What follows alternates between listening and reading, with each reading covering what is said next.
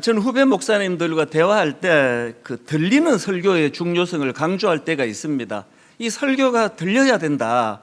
그렇게 제가 강조를 하면 어떤 목사님은 질문을 해요. 그 목사님이 그런 생각을 갖게 된 어떤 계기가 있습니까? 그러면 제가 그 두 가지 이야기를 제가 들려주고는 하는데요. 첫 번째가 이겁니다.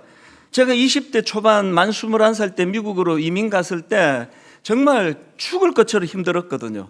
너무 힘들어서 우울하고 그냥 죽고 싶고 그렇게 일주일을 보내다가 그야말로 막 영적으로 엉금엉금 기어서 교회를 가는 겁니다.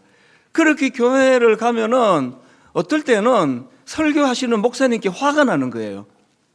나는 지금 죽을 것 같이 힘들어서 왔는데 왜 나랑 아무 상관없는 설교를 하시느냐. 그때는 제가 또 어렸고 그리고 또 상처가 많다 보니까 그 좋은 설교에도 제가 그렇게 못되게 반응을 한 거죠. 뭐 진짜 화가 나는 겁니다. 자기는 지금 온실에서 편안하게 히터 켜놓고 설교 준비하니까 나 같은 사람의 애환은 알기는 하느냐고. 저 설교가 지금 나한테 왜 필요하냐고. 그러니까 이런 마음에 아주 그 억하심정이 있었던 기억이 있거든요. 요즘도 제가 설교를 준비하다가 자주 저의 그때 그 설교를 들으면서 화가 나고 분을 내고 그랬던 그 제 모습을 떠올려 보고는 하곤 하거든요. 오늘도 그때 저처럼 너무나 힘들고 어려운 이런 한 주간을 보내신 분들이 앉아 계신다 할 때 그분들에게 어떻게든 하나님 말씀이 하나님 말씀으로 잘 선포되고 들려지도록 해야 되겠다. 그런 생각을 하게 된 게 이민 초기에 제가 겪었던 일 때문이고요. 그런가 하면 또 한 번 계기가 있었습니다. 제가 중고등부 사역을 만 10년을 했거든요. 중등부 애들이 너무 많았어요. 그때는 바글바글 거리는데 안 듣는 거예요. 설교를 아무리 뭐 밤을 새갖고 준비하면 뭐합니까? 안 듣는데 그때 스마트폰도 없을 때인데도 전부 이제 설교를 시작하면은 핸드폰 꺼내가지고 서로서로 문자 주고받느라고 앞을 거의 안 봐요. 이렇게 보면은 지들끼리 문자 얘하고 옆에 놈이 와 오늘 되게 지루하다 그지? 동감? 뭐 이런 걸 주고받으면서 이 설교를 안 듣는 거예요. 그래서 제가 어떻게 해서든 이 아이들이 이 고개를 들고 말씀을 듣게 하려고 몸부림을 쳤던 10년이었거든요. 제가 얘들을 가만히 관찰을 해보니까 이것들이 웃기면 고개를 들더라고요. 뭘 딴짓하다가 웃기면 이렇게 들고 그래서 제가 거기서 제가 착안해가지고 아주 중요한 이야기를 할 때는 반드시 이제 웃기는 거죠. 그러면 얘들이 일제히 이제 스마트폰 이런 걸 다 내려놓고 앞을 쳐다볼 때 그때 중요한 메시지를 던져야 된다. 이런 습관이 사실 지금도 본능적으로 좀 몸에 배어 있는 것 같습니다. 그래서 제가 우리 목사님들한테 어떻게 해서든 그 성도님들의 그 필요, 그 성도님들에게 절실한 그런 문제들을 복음으로 또 하나님 말씀으로 풀어갈 수 있도록 그렇게 마음에 들려지는 와닿는 설교를 우리가 더 노력을 해야 된다. 그런 이야기를 제가 드리곤 하거든요. 제가 오늘 설교 준비를 하다가 이런 생각이 떠오른 이유가 있습니다. 오늘 본문에도요. 만 21살 제가 이민 갔을 때 너무너무 힘들었던 것과 같은 이런 어려움을 겪고 있는 한 사람이 등장을 하는데 아들이 귀신 들렸습니다. 그래서 물에도 넘어지고 불에도 넘어지며 그 고통을 참아 눈뜨고 볼 수 없는 그런 절망을 가진 아버지가 등장을 하고 있거든요. 오늘 본문의 배경이 이렇습니다. 본문 바로 앞에 내용을 보니까 예수님께서 변화산으로 가세요. 베드로, 야고보, 요한 세 명의 제자를 데리시고 변화산으로 가셨는데 거기서 주님이 놀라운 영광을 드러내십니다. 그 광경이 너무나 황홀했기 때문에 베드로가 주님 산 아래로 내려가지 말고 여기 머물자고 그런 당부를 드릴 정도예요. 그랬는데 예수님은 베드로의 간청을 들어주지 않으시고 그 변화산 황홀한 영광의 그 자리에 머물지 않으시고 산 아래로 내려가십니다. 나중에 제가 이 결과를 보니까요. 왜 내려가셨는지 짐작이 가잖아요. 그 산 아래에 지금 물에도 넘어지고 불에도 넘어지는 아들 때문에 낙심하고 있던 그 아버지가 산 아래에 있는 거거든요. 그 아버지의 이 절규 같은 내용을 한번 들어보십시오. 마가복음 9장 17절. 무리 중에 하나가 대답하되 선생님, 말 못하게 귀신 들린 내 아들을 선생님께 데려왔나이다. 귀신이 어디서든지 그를 잡으면 거꾸러져 거품을 흘리며 이를 갈며 그리고 파리해지는지라. 내가 선생님의 제자들에게 내 쫓아달라 하였으나 그들이 능히 하지 못하더이다. 그 아픈 마음이 막 느껴지잖아요. 제가 그러고 보니까 이 본문에서의 주님이 너무 감동이 되는 겁니다. 그 황홀한 변화산의 현장에 조금이라도 더 머물기를 원하는 베드로의 요청을 들어줄 수가 없었던 이유가 있다면 지금 산 아래에 이렇게 절규하고 있는 깊은 상처를 받고 있는 그 아버지가 있었기 때문이다. 이게 참 감사한 거 아닙니까? 저는 확신합니다.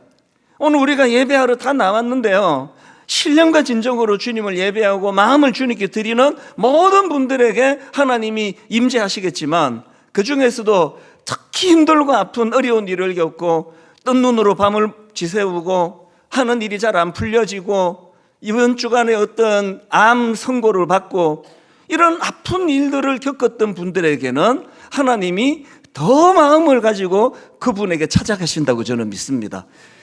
이런 은혜가 본문 안에서 묻어나는데요, 이 본문에서 참 이상한 게 하나 있습니다. 아니 지금 그 어린아이가 극심한 고통 가운데 있다고 그것 좀 고쳐달라고 찾아온 아버지가 옆에 있는데 제자들은 논쟁에 빠져 있는 겁니다. 한번 보십시오. 14절입니다. 이에 그들이 제자들에게 와서 보니 큰 무리가 그들을 둘러싸고 서기관들이 그들과 더불어 변론하고 있더라. 여기 나오는 서기관은 그 당시에 뭐 다 그런 건 아니었겠지만 상당히 악한 사람들이었잖아요. 그저 예수님 당시에 그저 사사건건 시비 걸고 아무것도 아닌 일을 가지고 문제 삼고 그 연약한 병자가 고침받는 거는 아랑곳하지 않고 그걸 시비거리로 삼아가지고 막 예수님을 고소하려고 그러고 이런 악한 사람들이었거든요. 예수님의 제자들은 그 서기관들처럼 악하지는 않지만 그런데 본문에서 이 제자들은 능력을 잃어버린 겁니다. 그래서 그 서기관들의 논쟁 상대로 지금 전락해 있는 거거든요. 그 귀신 들린 아들을 둔 아버지 입장에서 이게 얼마나 답답한 노릇이었는지 예수님께서 제자들에게 물으십니다. 이렇게요. 너희가 지금 무슨 변론을 하고 있느냐? 제자들에게 물으시는데 이 아버지가 자기한테 묻지도 않았는데 툭 나와가지고 하는 말이 내가 선생님의 제자들에게 내 아들 그 귀신을 내쫓아달라고 했는데 그들이 능히 고치지 못하더이다. 너무 답답하니까 툭 튀어나온 것 같아요. 저는 이 본문을 묵상하면서 저 자신을 돌아보거든요. 목사니까 나는 논쟁을 좋아하는 서기관인가? 내가 아는 성경 지식으로 남을 괴롭히고 남을 비판하고 고소하고 뭐 이런 짓은 제가 하지 않는다 하더라도 나는 능력을 잃어버리고 그 서기관들의 논쟁 상대가 된 예수님의 본문에 나오는 예수님의 제자들인가? 후자가 맞는 것 같아요. 내 관심이, 내 마음이 지금 진짜 복음이 필요한 그분들에게 가 있는가? 그저 뭐 아무것도 아닌 것 가지고 논쟁하고 내가 옳리 지금 일어나고 있는 현상들 한번 보시면 딱 이 상황 아닙니까? 오늘날 교회가 지금 어렵다 교회가 처해 있는 현실이 너무나 지금 힘들다 이렇게 비판을 받고 있는 현실이라면 이게 이런 상황 때문이 아닐까? 여러분, 능력을 잃은 교회는 논쟁이 많아져요. 능력을 잃어버리면 자꾸 네가 옳래 내가 옳래 이런 시시비비가 많아지거든요. 우리 스스로에게 질문해야 됩니다. 분당 우리 교회는 논쟁하는 교회인가? 생명을 살리는 교회인가? 예수님이요, 니들 지금 뭐하니? 논쟁하는구나. 내 들어보니까 네가 옳다, 네가 틀렸다 거기에 관심이 1도 없으세요. 예수님은 그런 논쟁하는 데 관심이 있는 게 아니라 불에도 넘어지고 물에도 넘어지는 그 불쌍한 아들을 향한 아버지의 눈물에 관심이 있으시거든요. 근데 제가 오늘 이 본문에서 주목하는 포인트가 여러 개 있지만 그 중에서도 그런 절망적인 그 상황을 한순간의 희망으로 바꾸어 놓는, 반전을 시키는 예수님의 짧은 그 한마디가 너무나 제게 강렬했습니다. 그게 오늘 본문 19절에 나오는 말씀입니다. 주님이 이렇게 말씀하세요. 그를 내게로 데려오라. 이 한마디가 제 마음에서 얼마나 울림이 되는지 모릅니다. 지금 그 서기관들하고 무능한 제자들이 뭐 네가 올리 내가 올리 10번 100번 변론을 해봐야 거기서는 회복이 일어나지 않거든요. 치료가 일어나지 않는단 말이죠. 그때 주님께서 그 아이를 내게로 데리고 오라. 거두절미하고 그 아이를 내게로 데려오라. 바로 그 주님의 짧은 한마디가 이 절망의 분위기에 불씨, 희망의 불씨를 만들어내는 너무나 강렬한 한마디였다는 거거든요. 저는 오늘 정말 비장한 마음으로 이 설교를 준비하고 이 예배를 준비했거든요. 작년에 하나님께서 어느 새벽이라고 기억해요. 제 마음에 강렬한 소원을 주셨는데 자꾸 교회를 떠난다고 하는 우리 3040, 교회를 떠나진 않지만 너무나 기대감 없이 무기력하게 그렇게 예배드리는 3040이 많다. 또 20도 마찬가지예요. 청소년들도 마찬가지예요. 얘들을 방치할 수가 없잖아요. 그래서 하나님께서 제 마음에 강렬한 소원을 주셨던 게 그게 오늘 예배에서 지금 풀어지고 있거든요. 저는 지금 너무 떨려요. 일부 예배 때도 떨렸고 지금도 떨려요. 굉장히 마음이 긴장이 되고 있습니다. 우리 이 3040 젊은 세대가 나와서 저렇게 덩실덩실 주님을 찬양하는데 화면으로 그 모습을 비춰주는 걸 1부 때부터 계속 보면서 울컥울컥해요. 하나님 어떤 형식도 어떤 격식도 중요하지 않고 주님의 그 마음의 소원, 그들을 내게로 데려와라. 그들을 내게로 오게 해라.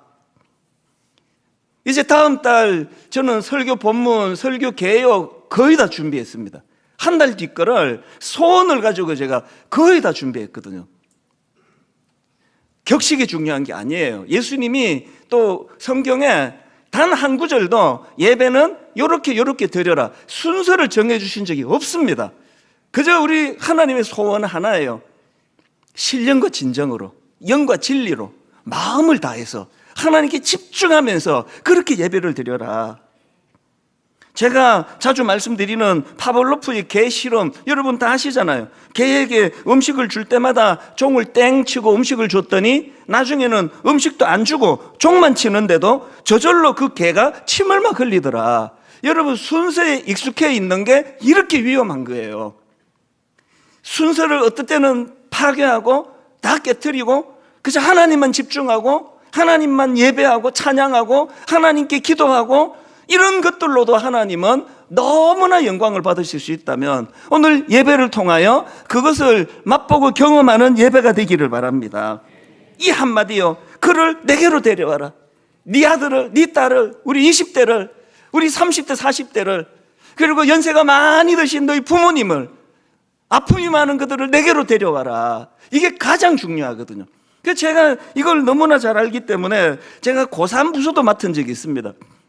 강남에 그 입시생 애들만 모아가지고 예배를 주일 아침에 일찍이 드리는데요. 얼마나 스트레스를 많이 받는 것 같아요, 애들이. 그래갖고요, 뭐, 한 번은 얘가 밤새 술을 퍼마셨어요.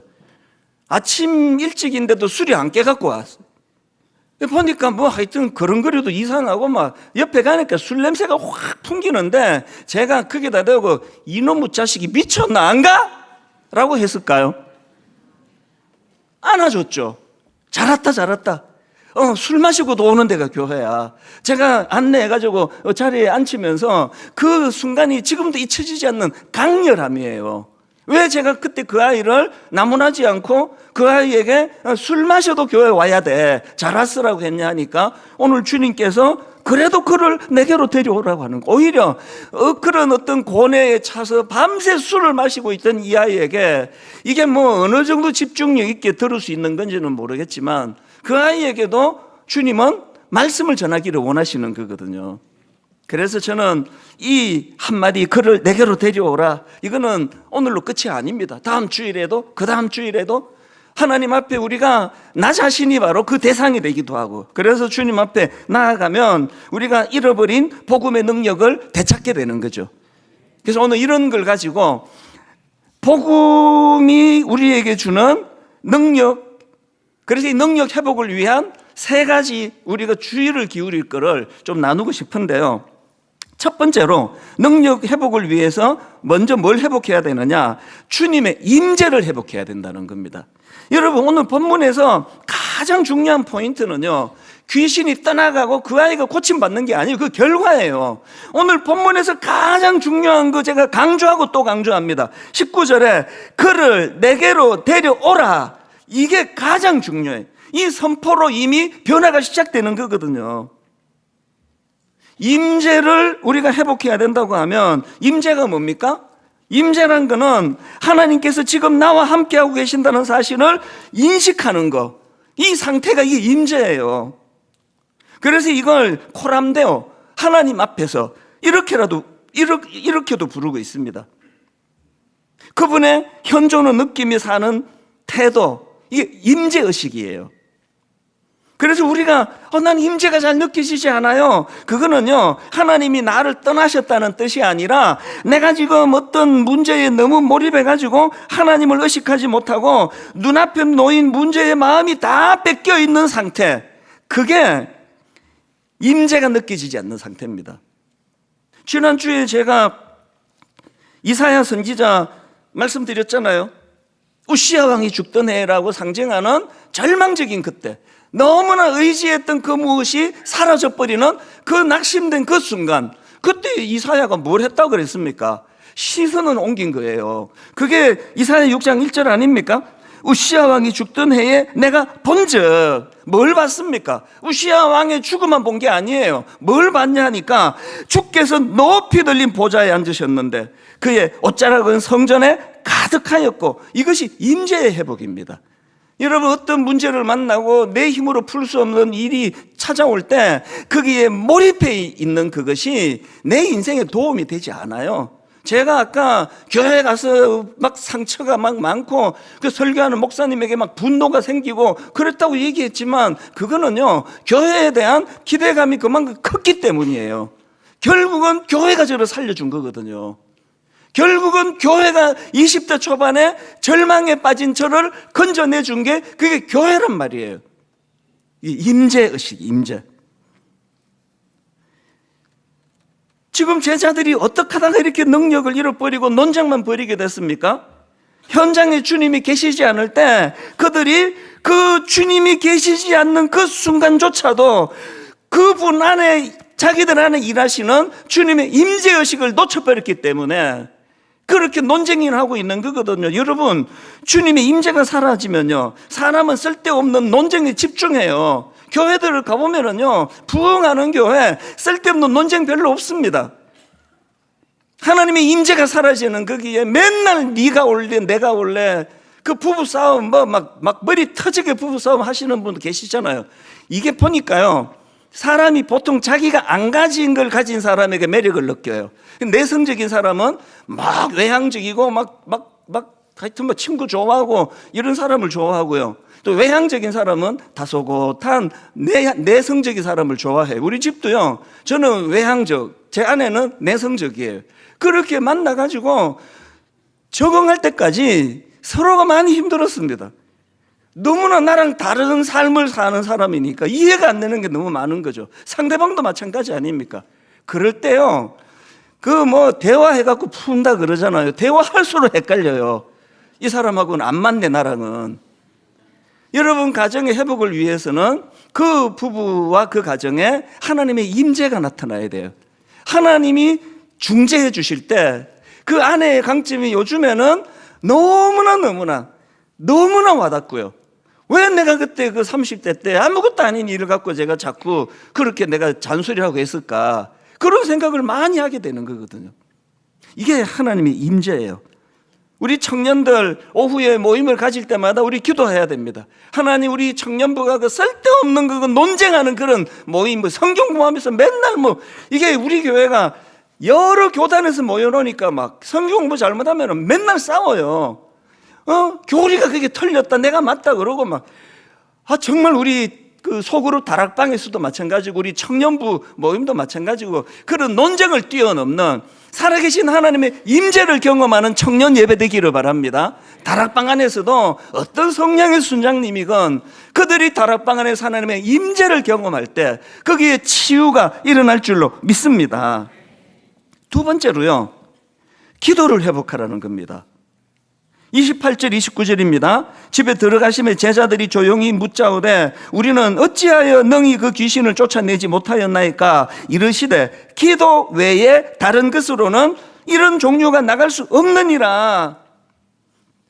지금 예수님께서 그들의 침체가 기도가 빠져서 그렇다고 말씀해 주시는데요, 제가 이렇게 설교하면 하여튼 목사님이 저렇게 말할 줄 알았지, 맨날 교회는 뭐 기도 그러면서 또 금요 기도에 나오란 소리지, 이렇게 만약에 받으시면 여러분 그 오해예요. 여기서 말하는 기도는요, 그런 차원을 뛰어넘는 기도예요.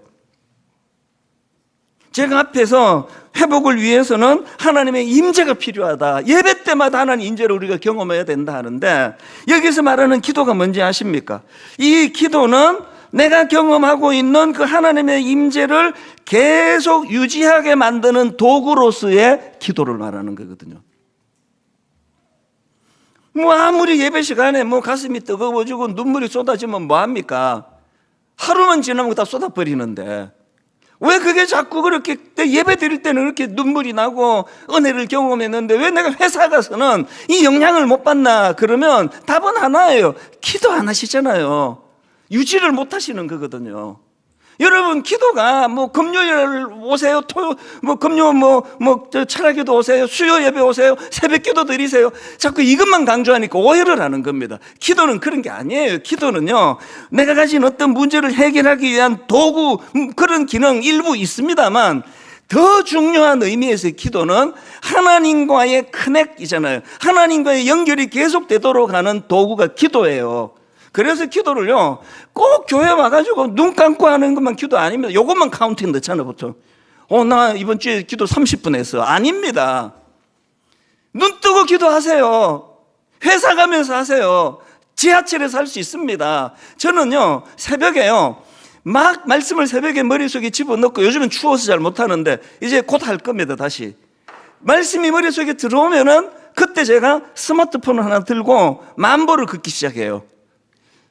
꼭 스마트폰을 갖고 가요. 왜냐하면 그때 걸으면서 사물을 보면서 눈 뜨고 기도할 때 하나님께서 놀라운 영감을 주셔가지고요, 설교에서 중요한 포인트는 거의 그때 다 이루어집니다. 이 스마트폰으로 녹음을 하면서 걷는 거거든요.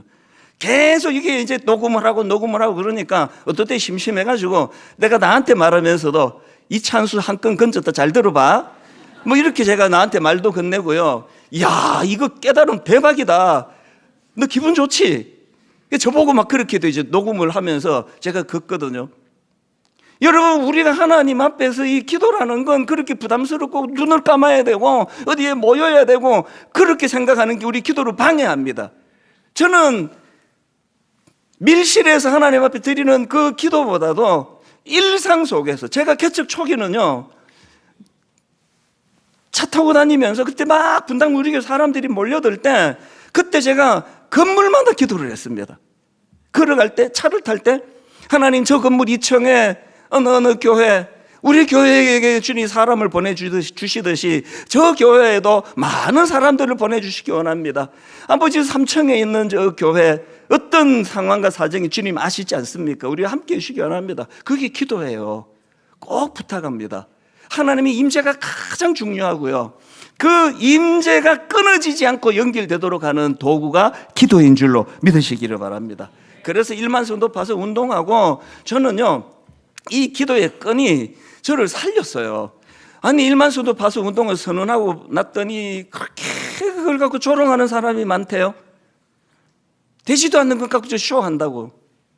어떤 목사님은 막 대놓고 이찬수 목사가 말하고 있는 1만 성도 파수 운동이 성공적으로 이루어지면 내 손에 장을 찢은다 그러니까 너무 두려웠어요. 내가 생각해도 안 될 것 같으니까. 이 10,000명에서 15,000명이 절대 갈 것 같지가 않고, 다락방 같은 데 가보면 전부 목사님 이거 잘하셨는데요, 저는 남고 이 사람들이 갈 겁니다. 서로가 다 그러고 있는데 누가 가겠냐고요. 새벽마다 두려워서 매달린 거죠. 불안하니까 잠에서 깨지는 거죠. 하나님 이제 5년 남았는데, 이제 4년 남았는데, 3년 남았는데 이게 지금 안 된다면 저는 이제 어떻게 해야 됩니까? 이제 내가 사기꾼이 되는데, 처음부터 되지도 않을 것 같고 쇼한다 그러는데 너무 두려워가지고 매달렸거든요. 그런데 여러분, 하나님 아니고는 설명할 수 없는 기적과 같은 방법으로 이 일을 하나님이 이루어 주시고 나니까요, 저는 너무 기쁜 건 다른 데 있습니다.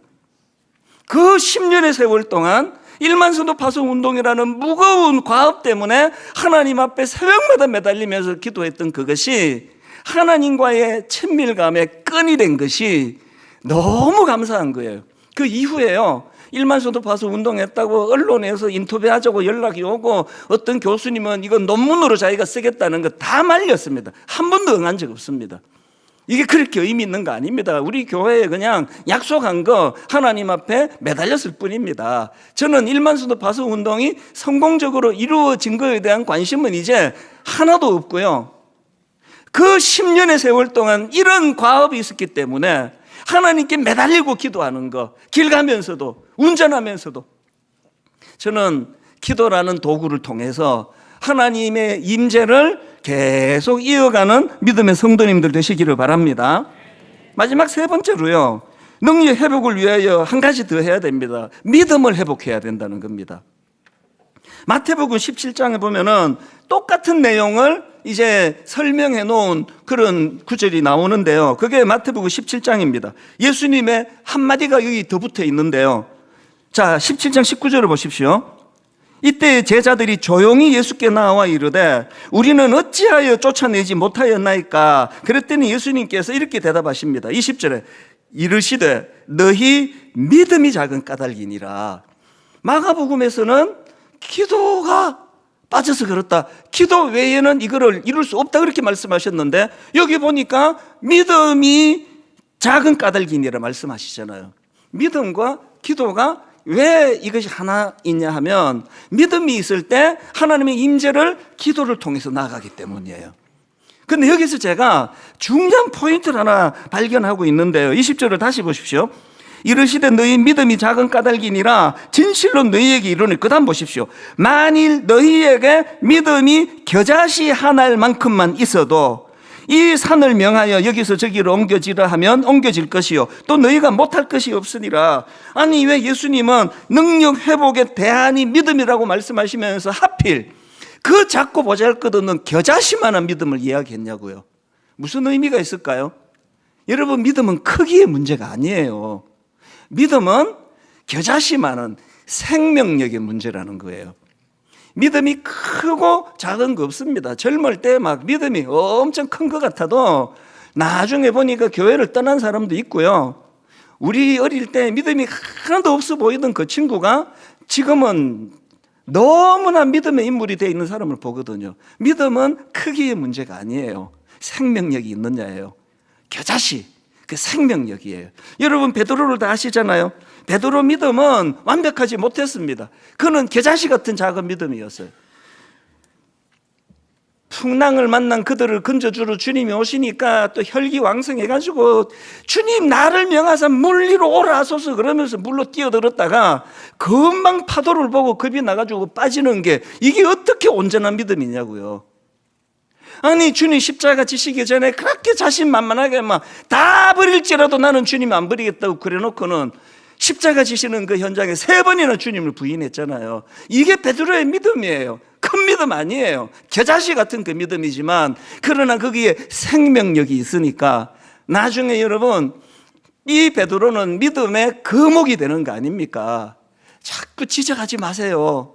그 아이들도 마찬가지고 남편, 아내 똑같습니다. 지적하지 마세요. 생명력은 자라게 되어 있습니다. 소망을 가지고. 이 아버지를 한번 보십시오. 24절에 저는 진짜 교과서적인 너무나 반듯한 고백을 제가 발견하는데요. 자, 24절을 보십시오. 곧 그 아이의 아버지가 소리를 질러 이르되 내가 믿나이다. 나의 믿음 없는 것을 도와주소서. 모순 같죠? 아닙니다. 내가 믿나이다. 이게 사실이에요. 그런데 뭘 구합니까? 나의 믿음 없는 것을 도와주소서. 무슨 뜻입니까? 난 겨자씨 같은 믿음입니다. 그러나 주님, 내 안에 생명력이 있기 때문에. 여러분, 그 액센트를 달리해서 24절을 다시 한번 보십시오. 곧 그 아이의 아버지가 소리를 질러 이르되, 저는요, 이게 앞에서 예수님께서 내게로 데려오라고 하시던 주님의 말씀만큼 제가 감동이 돼요. 지금 그 아이의 아버지가 소리를 지르며 내가 믿나이다. 뭘 제가 느꼈냐 하니까요, 여러분, 아까 17절에서 그들이 능히 고치지 못하더이다, 이걸 막 그렇게 박력 있게 소리 질렀겠냐고요. 아니었을 거 아닙니까?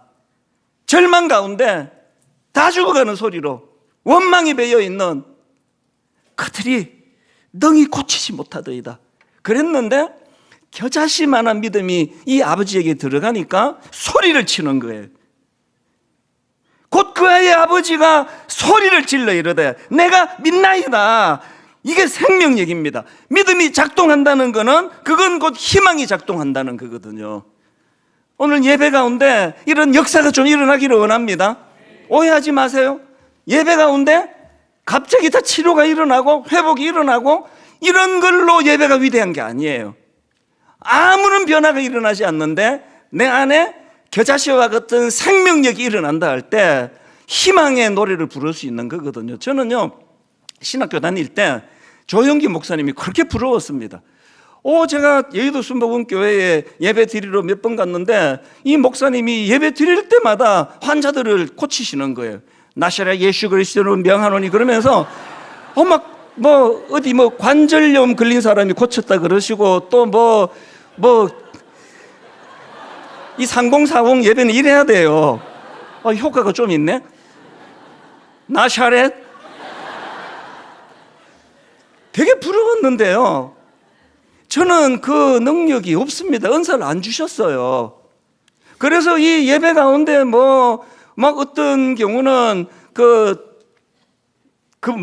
이거 이렇게 보조 기구를 가지고 오고 했던 분들이 막 벌떡 일어나고 그런 역사가 일어나는 일이 우리 교회에서는 안 일어나요. 그러나 여러분, 분당 우리 교회 안에서 제가 이런 것들을 가지고 강제로 꿈꾸지 않아요. 왜 그렇습니까? 하나님의 역사하심은 어떤 경우에 그런 기적의 역사를 그 자리에서도 주시지만 대부분의 경우에 이 아버지처럼 일하시거든요.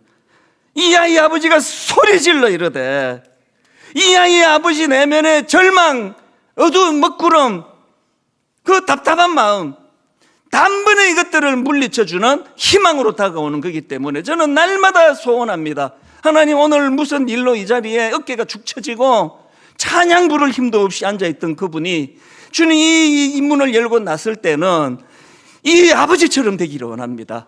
희망의 불씨를 가지고 나 한번 다시 살아볼 수 있겠다, 나 한번 다시 도전해 볼 수 있겠다. 오늘 우리 3040 우리 젊은 분들한테, 그리고 우리 20대 청년들한테, 그리고 우리 대학생들한테 복음이 이렇게 찾아가기를 주님 이름으로 축원합니다. 결론이 이렇게 맺습니다. 히브리 4장 12절. 하나님의 말씀은 살아있고 활력이 있어 좌우의 날선 어떤 검보다도 예리하여 혼과 영과 미 관절과 골수를 찔러 쪼개기까지 하며 또 그 마음의 생각과 뜻을 판단하나니. 논쟁만 주구장창하는 교회, 이론 가지고 맨날 그냥 말다툼하는 교회가 아니라 말씀이 능력이라는 것을 삶 속에서 경험하고 이 아버지처럼 희망에 들듯 소리를 지르게 만드는 그런 복음의 능력이 예배 가운데 나타날 줄로 믿습니다. 이제 우리 한번 이 찬양을 부를 동안에 여러분 한번 이 찬양에 몰입해 보세요. 차면도 집어던지고 내 어떤 스타일도 집어던지고 한번 자유롭게 한번 주님을 예배해 보시기를 바랍니다. 전능하신 나의 주 하나님은 능치 못하실 일 전혀 없네 선포거든요. 우리의 모든 간구도, 우리의 모든 생각도, 우리의 모든 꿈과 모든 소망도 하나님의 임재를 통하여 일하시는 그 하나님을 내가 예배 가운데 경험한다 할 때에 아버지 다시 한번 내가 힘을 얻을 수가 있을 것 같습니다. 우리 찬양 하나님 앞에 마음을 다하여 그를 가지고 기도하시면 됩니다. 그를 내게로 데려오라. 어떤 논쟁으로 풀어주지 못합니다. 어떤 시시비비로 풀어줄 수 없는 거 그를 내게로 데려오라. 그런가 하면은 이 아버지의 기쁨으로 노래하면 좋겠습니다. 그 아이 아버지가 소리질러 이르되 내가 믿나이다. 나의 믿음 없는 것을 도와주소서. 이 아버지 안에 겨자씨 같은 작은 믿음 하나 던졌지만 거기에 생명력이 나타날 줄로 믿습니다. 우리 가정에 우리 배우자, 우리 자녀, 우리 부모님에게 이 믿음이 들어가게 하여 주시옵소서. 우리 한 목소리로 통성으로 합심해서 같이 기도하시겠습니다. 살아계신 하나님 아버지, 오늘 예배 가운데 하나님의 임재를 경험하기를 원합니다. 오늘 아버지 귀신 들린 아들을 둔 아버지의 절망한 마음처럼 이렇게 저렇게 낙심하고 실패하고 아픔을 가지고 주님 앞에 나온 주님의 자녀들이 있습니다. 오늘 하나님 그들에게 믿음을 허락하여 주시옵소서. 그들에게 하나님의 임재가 가져다주는 놀라운 은혜와 역사를 허락하여 주시옵소서. 하나님의 임재가 얼마나 우리들 삶의 희망을 가져다주는지를 주님 예배 가운데 맛보아 알게 하여 주시옵소서. 살아계신 하나님, 믿는 자에게 능치 못함 없네라고 우리가 그렇게 기도하며 선포할 때에 하나님 그 아이 아버지가 복음이 가져다주는 희망으로 주님이 선포해 주는 희망의 말씀으로 소리질러 주님 앞에 선포할 수 있기를 원합니다. 우리들에게도 그 은혜를 허락하여 주시옵소서.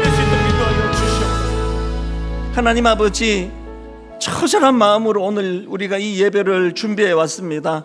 우리 젊은 세대가 예배 가운데 은혜 받도록 인도하여 주시옵소서. 우리 젊은 세대가 하나님의 임재를 경험할 때에 그것이 상황이 변화되기 전에 우리의 시선이 하나님을 향하여 고정이 될 때에 얼마나 그것이 우리에게 소망을 가져다 주는지, 얼마나 다시 일어설 힘을 용기를 가져다 주는지 예배를 통하여 맛보게 하여 주시옵소서. 아버지, 저들에게 기도가 살아나기 원합니다. 그저 격식을 갖추어서 예배당에 모여 눈 감고 하는 그 기도만이 아니라 일상 가운데 하나님의 임재가 단절되지 않도록 그것이 계속 연결되어 갈 수 있도록 하나님 우리에게 기도를 허락하여 주시옵소서. 아버지, 믿음이 필요합니다. 내가 믿사오니 나의 믿음 없음을 불쌍히 여겨 주시기를 원합니다.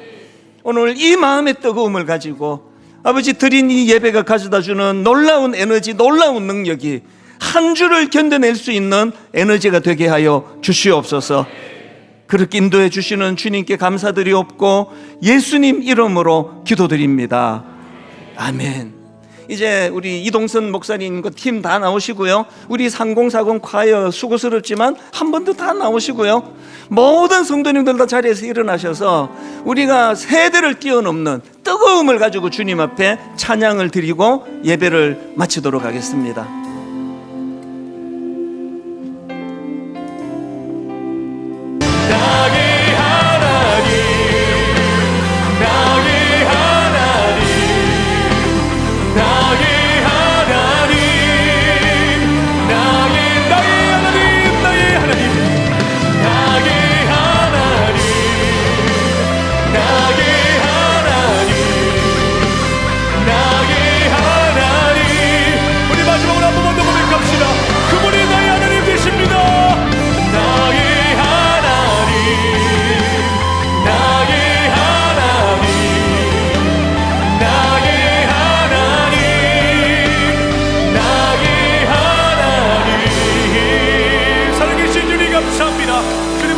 받아 주시옵소서. 아멘. 살아계신 하나님 아버지, 우리가 드린 이 예배가 한 주를 살아내는 능력이고 도구고 재료가 된다는 것, 이론이 아니라 논쟁을 통해서가 아니라 하나님의 임재 가운데 그것을 경험하는 한 주간 되게 하여 주시옵소서. 우리 다음 세대를 주님 살려 주시옵소서.